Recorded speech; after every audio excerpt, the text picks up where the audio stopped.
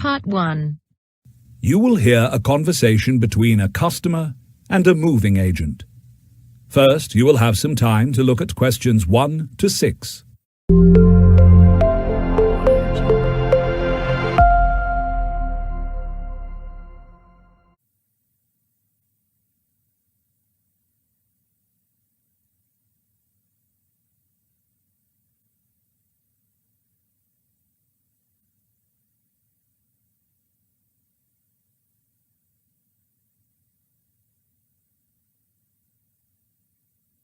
Now, listen carefully and answer questions 1 to 6. Good day.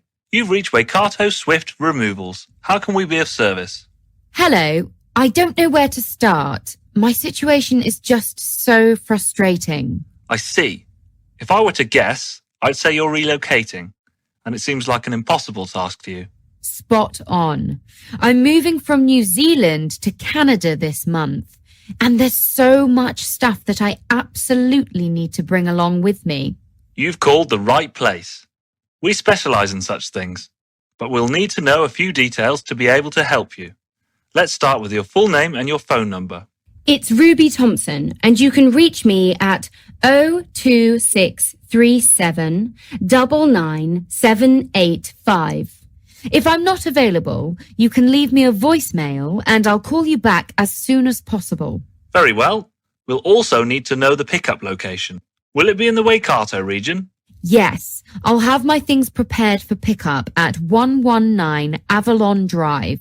That's Avalon Drive in Hamilton, Waikato, New Zealand. Splendid. And what would be the delivery address in Canada? During the first few months, I'll be staying at 2096 Jasper Avenue. That's Jasper Avenue in Edmonton, Alberta, Canada. Alberta? A friend of mine lives there. I've heard that the weather there is somewhat more extreme. In any case, when would you like us to schedule the pickup? Next Wednesday would be ideal. That'll be January the 9th. Yes. That's perfectly possible. Would you also like us to clean after the pickup? We gladly offer it to all our customers for a minor fee. Many people find it very time-saving. Sure. I think it'll be especially called for in my case. I'm ending my tenancy on Saturday, January the 12th, and the house will have to be neat and tidy by then. This means that we'll schedule all the cleaning for Friday the 11th. This will give the house at least 12 hours to stop smelling like detergents. Thank you. That's very thoughtful of you. How much will I have to pay in total? You can estimate this by visiting our website and using our online cost calculator. Let's see. Oh, wow. Your company's services seem rather pricey. Indeed. Many removal companies offer lower prices, but they do so at the cost of quality. We prefer to stay honest with our customers. International moving is a costly endeavour, and we believe that the removal companies that tell you otherwise lack in integrity. You have a point. There's something else I need to clarify with you. Will it be possible to store my things for 2 months before shipping them to my address in Canada? I'll have a lot on my plate soon after moving there, and I'd rather unpack everything when I settle down. Certainly. We'll simply keep your things in our storage until you confirm that you want us to ship them. Our customers do it all the time. Perfect. What a relief. Before you hear the rest of the conversation, you will have some time to look at questions 7 to 10.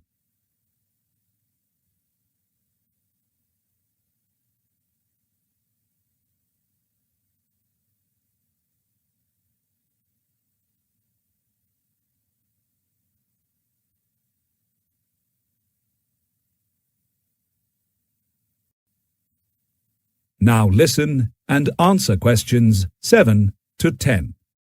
Do you have any preferences when it comes to packing? We believe that it's important to consider the requests from our customers throughout the pickup. This ensures that everything gets packed in the way that you prefer. For instance, you may want to pack certain items together to make it easier to unpack them later. I can't think of anything like that at the moment. Most people seem to be fussy about dishes and clothes. Is that your case as well? That's right, my wardrobe.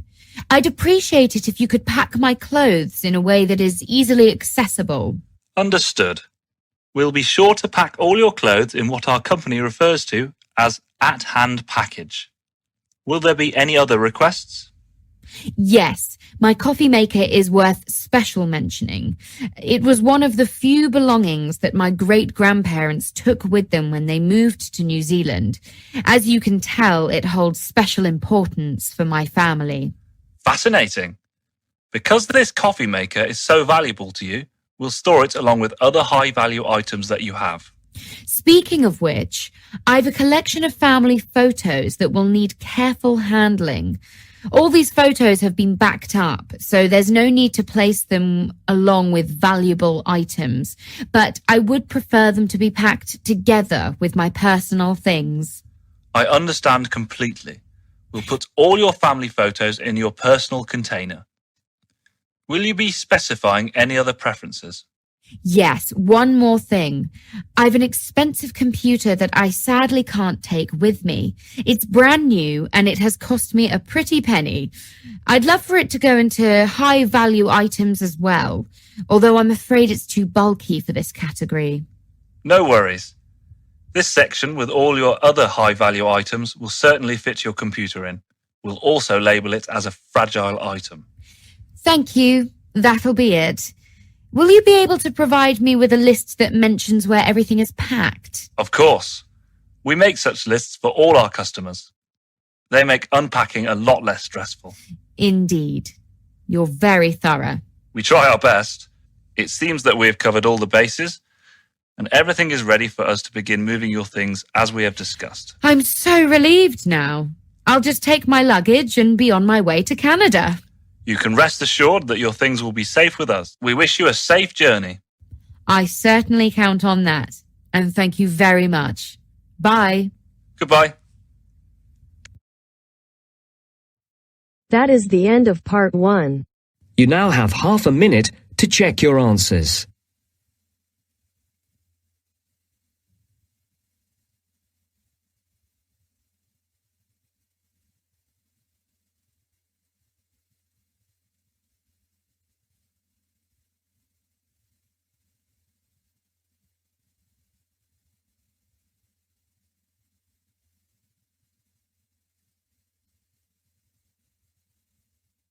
Now turns to part 2. Part 2. You will hear a radio presenter talking about guitars in a radio broadcast. First, you will have some time to look at questions 11 to 16.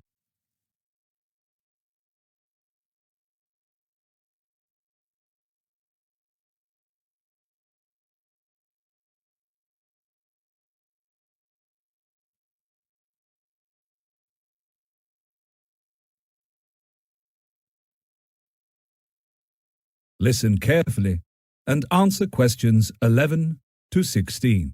Hello and welcome to show. In this episode, I will talk about the types of guitars and the recent trend in the guitar market. Now, the range of guitars available is huge. There are acoustic guitars, electric guitars, 12-string guitars, steel guitars, and bass guitars, plus many others that we don't have time to discuss today. First, let's look at electric guitars. That is, guitars that are plugged into amplifiers. These guitars are slim and worn close to the neck, so less force is needed to press down on the strings. They can be very noisy, so they are best used for public performances such as concerts and shows. Make sure to keep your practice space in mind as well. You may cause quite a disturbance with an electric guitar if you're practicing in common areas or in an apartment, for example. If that's the case, you may have to avoid these types of guitars. Next, we have steel guitars. These guitars originated in Hawaii and are unusual because they are worn horizontally across the player's lap. These are quite specialist instruments and are usually played by more experienced musicians. If you were just starting out as a budding musician, this probably will not be the best guitar for you. However, It would be a great goal to work towards if you are devoted to playing guitar and are hoping to get better with time. Next, we have 12-string guitars, and as the name suggests, they have 12 strings, made up of 6 regular strings and 6 thinner ones. One good thing about 12-string guitars is that they produce rich, beautiful sounds that you will never get from a 6-string guitar. Many folk and blues musicians looking for a bit of authenticity like to play 12-string guitars. Another thing about 12-string guitars is that they are also usually used as complementary rhythm instruments, as they back up the lead guitar pretty well. Finally, we come to the acoustic guitar. These are always a popular choice with beginners because the prices of basic acoustic guitars are quite low. You can buy a brand new guitar of this type without breaking the bank. They are suitable for ensemble playing, that is, playing in groups. They are often sought after by songwriters because they go well with singing voices. If you plan on playing solo, starting off with an acoustic guitar will make it easier to learn the fundamental principles of guitar playing. Before you hear the rest of the talk, you will have some time to look at questions 17 to 20.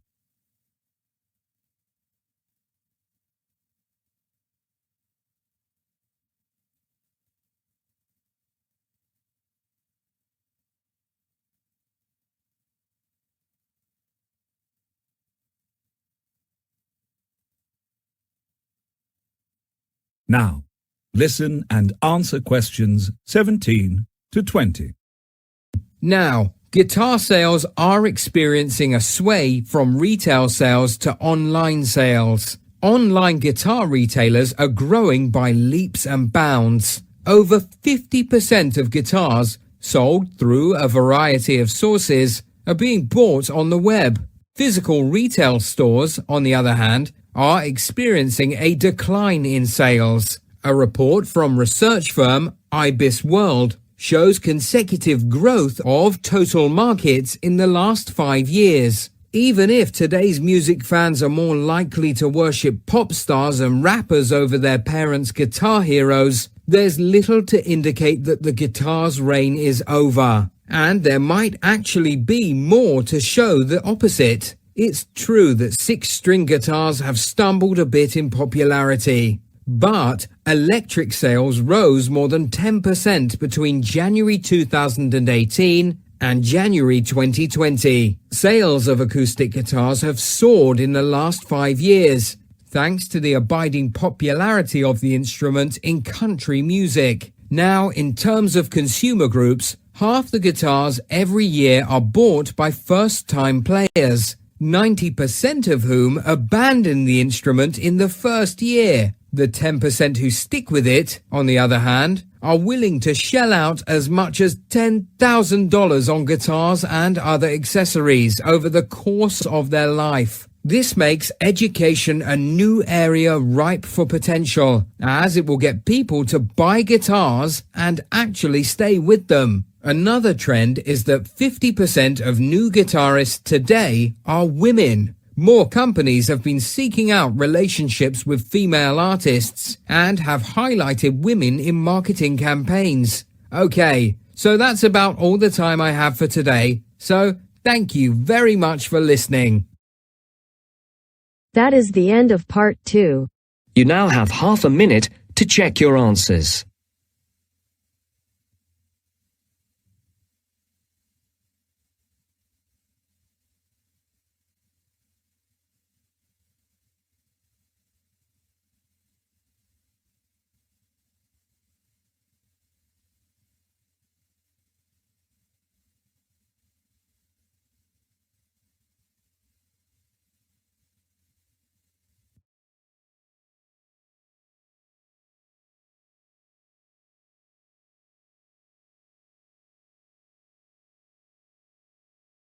Now turns to part 3. Part 3.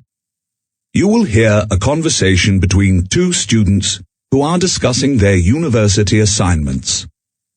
First, You will have some time to look at questions 21 to 24.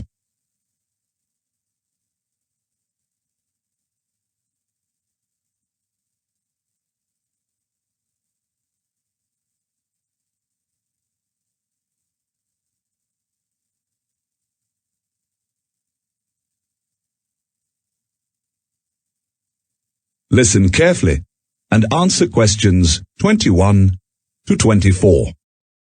Hi, Martin. Have you finished your biology paper yet? Yep, I've just finished it actually. Good for you. I haven't started it yet. I'm still looking for a suitable topic. What subject did you choose? Well, I searched for a topic for ages, but finally decided on the history of strawberry growing in the UK. Seriously? Strawberry growing? Yes, strawberry growing. Sounds fascinating. Actually, it's not as dull as you might be thinking. I'm also studying economics, and it links in with lots of the topics. I'm for that too. I bet there are lots of things you don't know about strawberries. Maybe. Go on then. Like what? Like the fact that strawberries weren't domesticated until the 14th century. Before that, they grew wild. Oh really? I didn't know that. Yep. Plus, they contain many nutrients and are considered to be great for the body. You're not going to tell me the entire history of strawberries, are you? Well, if you don't mind listening, it would be good practice for my presentation tomorrow. I'll listen to yours too when you finish it, if you like. Go on then, let's do it. So tell me, where were these strawberries domesticated? According to my research, the garden strawberry, which was the first type of domestic strawberry, was actually cultivated in Brittany, in France. But long before that, the Roman poets Virgil and Ovid mentioned strawberries way back in the 1st century AD, but they used them as ornaments and as medicine to treat depression, not as food. I see. Well, people must have been delighted when they became thought of as food. They would have been a great addition to the diet. Well, apparently King Charles V decided to grow them in his royal garden, and by the 16th century, the cultivation of strawberries was quite common throughout Europe and America. So he was the one who was responsible for popularizing the strawberry? I suppose so, yes. Before you hear the rest of the conversation, you will have some time to look at questions.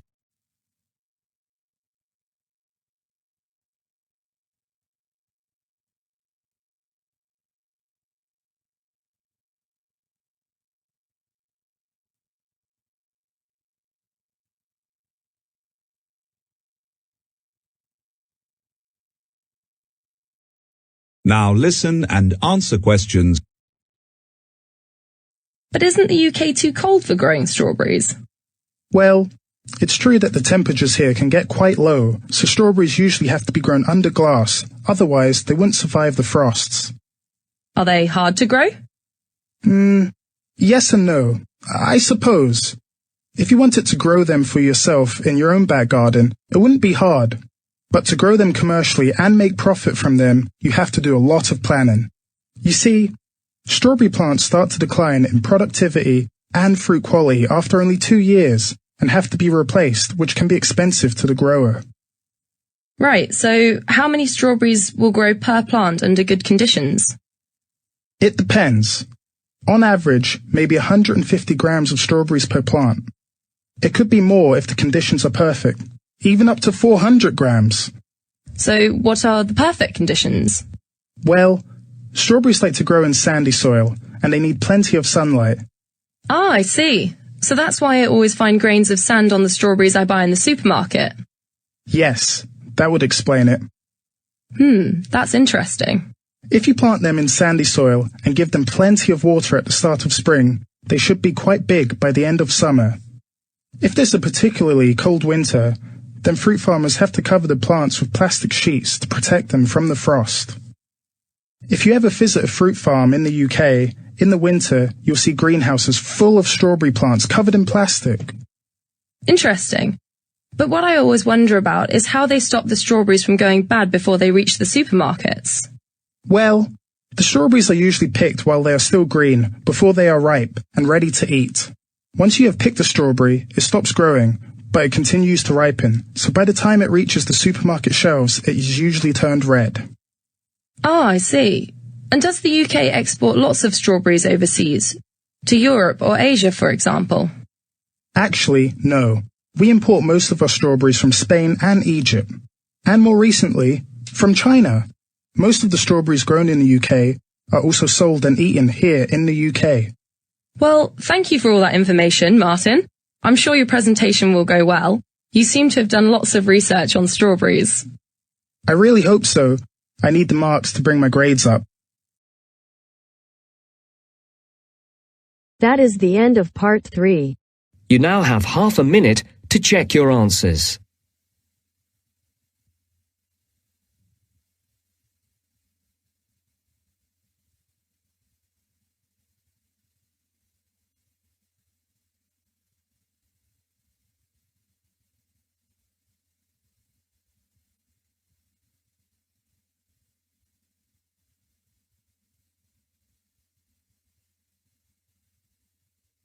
Now turns to part 4. Part 4. You will hear a talk on the topic of health and well-being. First, you will have some time to look at questions.